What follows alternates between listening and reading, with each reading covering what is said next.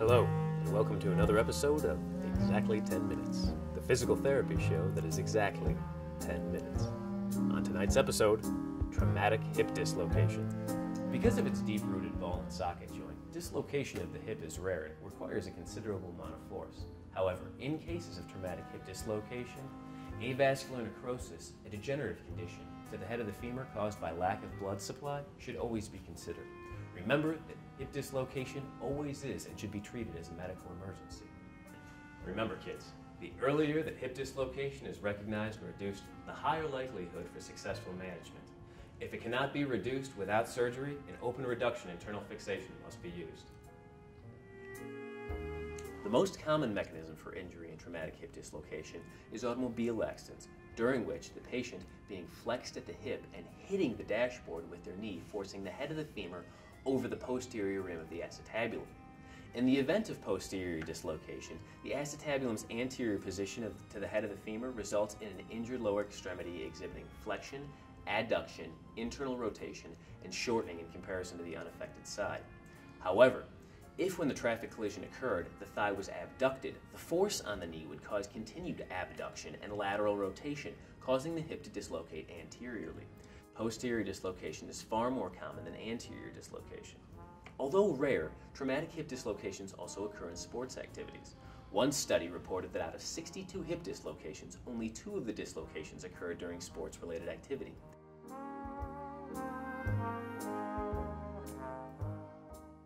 The proximal femur and pelvis make up the bones of the hip joint. The shape of the pelvis and femur are constructed for transmitting force through the hip and bearing weight. Each unilateral half of the pelvis bone is a structural unit formed by the joining of the ilium, the ischium, and the pubis bones.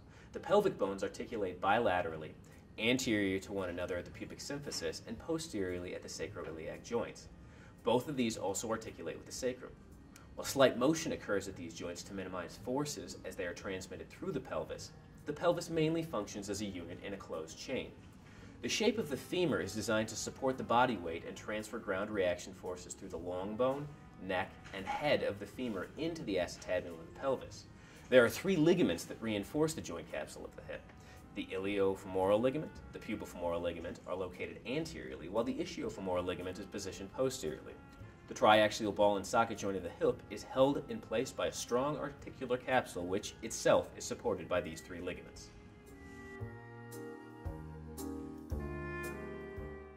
The concave portion of the hip is known as the acetabulum and is situated in the lateral portion of the pelvis, facing laterally, anteriorly, and inferiorly. The hollowed-out structure of the acetabulum is deepened by a ring of fibrocartilage known as the acetabular labrum. This cartilage is thicker in the lateral region where most of the weight-bearing forces are transferred through the joint. The acetabulum's convex counterpart is the rounded head of the femur, which protrudes from the femoral neck anteriorly, medially, and superiorly. The shape of these articulating surfaces of the hip, combined with the reinforcing effects of the articular capsule and the ligaments, paired with the hip's surrounding musculature, provide stability with mobility for functioning movements requiring a wide range of controlled combined movements like squatting, running, tying shoes, and walking. At the time of initial examination, the patient should be approximately 6 weeks status post-injury.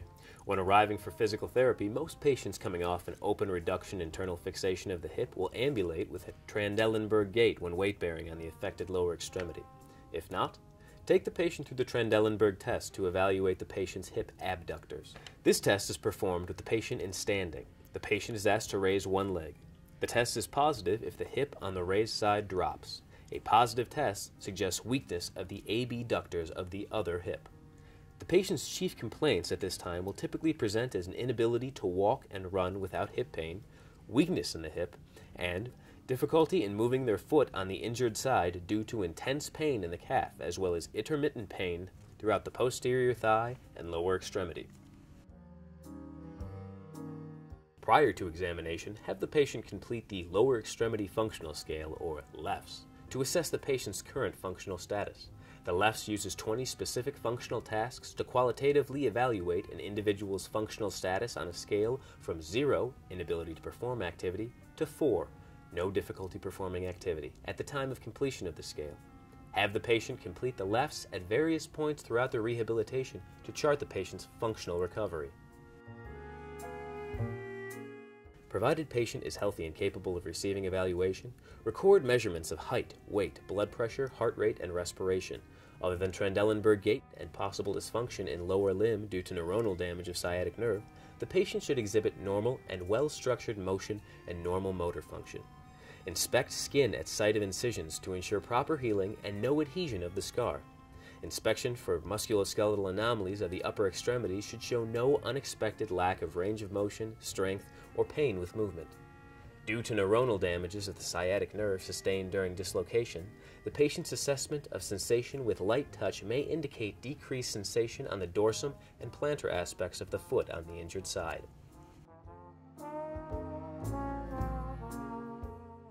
Examine the passive and active range of motion in the patient's hips, knees, and ankles on both the affected and unaffected limb. Note the patient's pain with various overpressures, specifically internal and external rotation of the femur, as these are kinematic motions of dislocation. Observe the patient's pain levels and apprehension when performing glides of each joint of the lower extremity. Chart the patient's ability to move toes of the injured lower extremity. Although different methods exist to assess pain, the typical method used is the 10-point visual analog scale ranging from no pain, 1, to the most extreme pain imaginable, 10. Chart the numerical values during palpation, active range of motion, passive range of motion, and ambulation. Remember, assessing pain during more strenuous activities like running or hopping is not appropriate during initial evaluation, but may be towards the end of treatment. Muscle strength should be examined manually using standardized testing position and methodology. The use of standardized methods achieves good reliability and validity, particularly in muscle grades lower than a 4. Test the patient's unaffected lower extremity to determine a basis for comparison.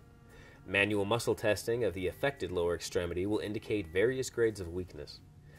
Test the patient and record the results. Skip any tests that provoke pain or instability. They may be revisited at a later date. Weakness of the ankle and toe dorsiflexion due to an injury of the tibial division of the sciatic nerve may result in drop foot. The patient must be tested for drop foot. To check for drop foot, simply observe the patient's gait. If the patient exhibits a high stepping gait and an inability to control their ankle movement, they have drop foot.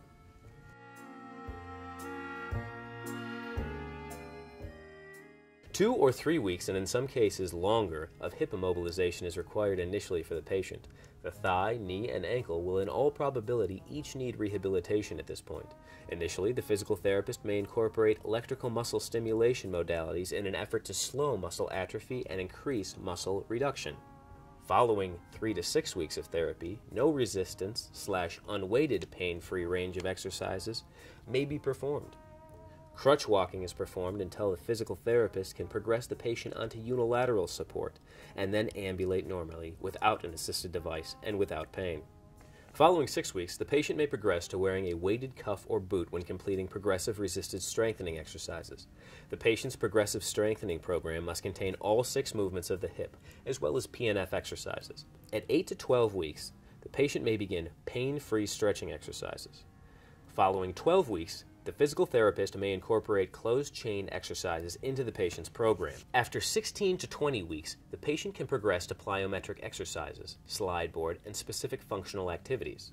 If pain returns, patient must discontinue plyometrics and functional activities until they are able to perform without pain or in a pain-free range. If the patient is an athlete, they may return to sports in 6 to 12 months if there have been no complications, delays, and the patient functions without pain in all activities. A positive outcome following the patient's rehabilitation does not absolve the patient from future risks of complications with their injury, the most predominant of which being degenerative arthritis and avascular necrosis to the head of the femur. Degenerative arthritis is believed to be instigated or advanced by superficial damage to the smooth articular cartilage of the joint during dislocation or reduction. The major concern secondary to traumatic hip dislocation is an avascular necrosis of the head of the femur caused by blood vessels which supply the head, sustaining damage during dislocation or reduction. Once the head of the femur has lost its blood supply, it begins to degenerate, leading to the joint's eventual arthritis and possible fracture. Avascular necrosis occurs in 10 to 20% of patients, and unfortunately, there is no cure for this condition. The incidence of nerve injury following a posterior hip dislocation varies. Damage to the sciatic nerve occurs when the femoral head dislocates posteriorly and the nerve is compressed. The symptoms of neurological injury following a posterior hip dislocation present over time as weakness in the distribution of the affected nerve, pain, and abnormal sensation. Thank you for joining me on this episode of Exactly 10 Minutes. From all of us here, thank you and have a pleasant